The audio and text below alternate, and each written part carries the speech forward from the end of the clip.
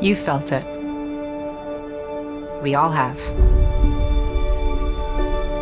There's just a generational impact that Star Wars has had on my and so many families across the world.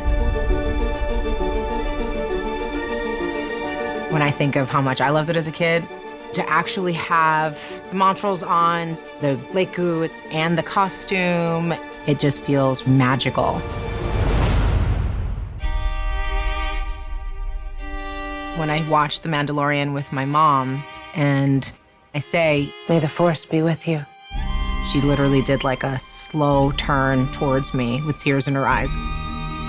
I feel grateful to be a part of something so truly iconic.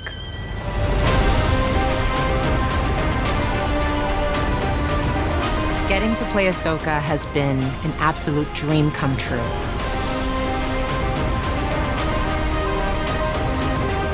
It's very personal, and it's my honor to be Ahsoka.